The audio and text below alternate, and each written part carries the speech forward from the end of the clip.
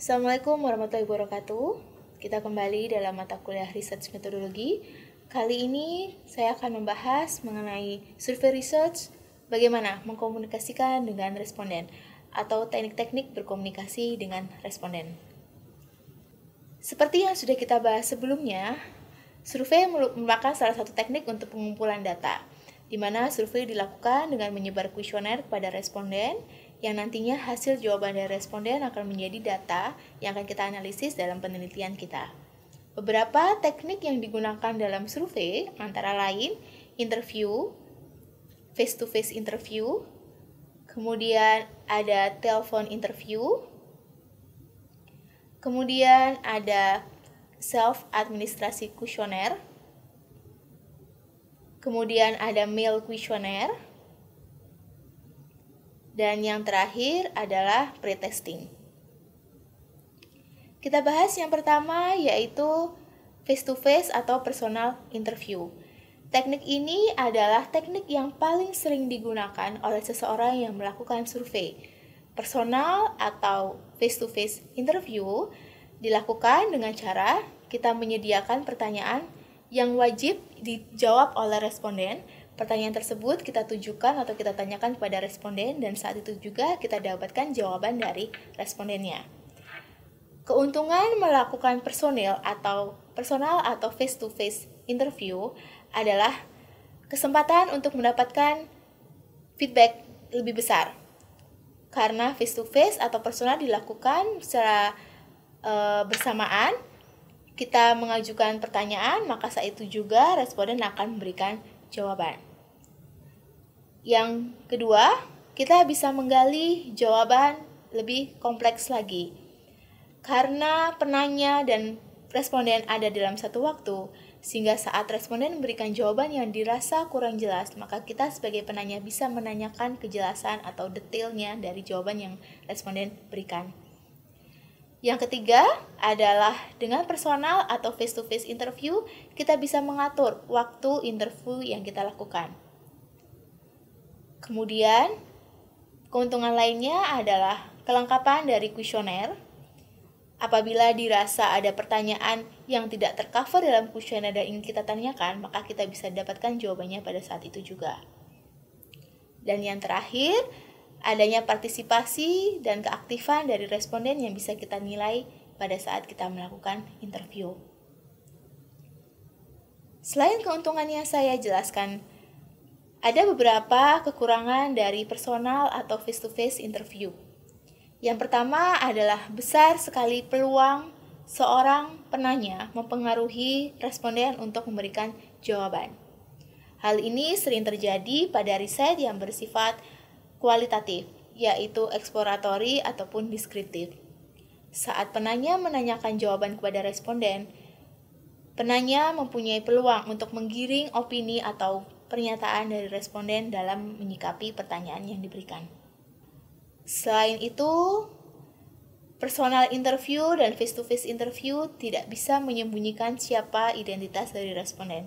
Identitas responden terkuak secara lugas saat terjadi interview. Dan yang terakhir, kekurangan dari personal interview adalah biaya yang besar. Biasanya saat kita melakukan interview secara personal atau face-to-face, kita akan memberikan beberapa feedback atau kompensasi atas waktu yang telah diberikan oleh responden. Hal ini tentunya sangat berpengaruh terhadap efisiensi biaya dari peneliti. Teknik lain yaitu interview melalui telepon atau telepon interview. Teknik ini sering digunakan dalam strategi marketing, di mana dalam menggali informasi dari responden kita melalui media telepon. Ada beberapa keuntungan dalam melakukan telepon interview. Yang pertama adalah efisiensi waktu, di mana penanya dan responden tidak memerlukan tatap muka secara langsung sehingga informasi bisa cepat digali. Kemudian efisiensi biaya. Yang ketiga adalah tidak terkuaknya identitas dari responden. Yang keempat, adanya kooperasi yang bagus antara penanya dan responden. Dan yang terakhir adalah intensitas penanya dan responden bisa terjalin secara baik, di mana saat telepon interview kita bisa menanyakan apa yang ingin kita gali dari responden. Ada beberapa kesalahan yang sering terjadi dalam telepon interview, antara lain adanya kesalahan representasi dari informasi yang disampaikan oleh responden. Jadi saat penanya menanyakan pertanyaan A kepada responden dan responden memberikan jawaban B, bisa saja si penanya menangkap jawaban dari responden adalah bukan B. Hal ini sering terjadi karena tidak bertemunya secara langsung antara penanya dan responden. Yang kedua, tidak adanya respon dari responden. Jadi saat penanya ingin menghubungi responden, biasanya terkendala tidak dijawab oleh si responden. Yang ketiga adalah waktu yang terbatas, karena biasanya dalam telepon interview responden yang kita hubungi banyak, sehingga kita harus memberikan batasan waktu terhadap masing-masing responden. Dan yang terakhir adalah adanya kesenjangan atau adanya miskomunikasi dari segi teknis. Biasanya terkendala oleh sinyal ataupun jaringan atau koneksi.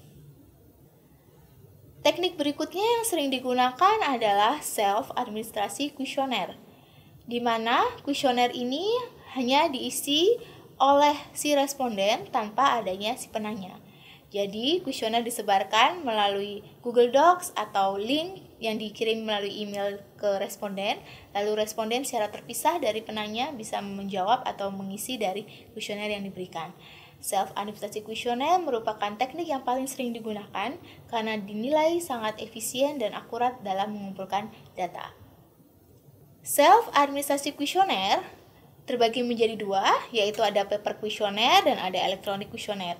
Seperti yang sudah saya jelaskan, di era digital ini paper kuesioner sudah mulai ditinggalkan, sehingga para peneliti dalam menyebarkan kuesioner sudah beralih melalui electronic kuesioner, di mana electronic kuesioner bisa disebarkan melalui email. Kemudian ada internet atau website berupa link yang bisa diakses oleh si responden.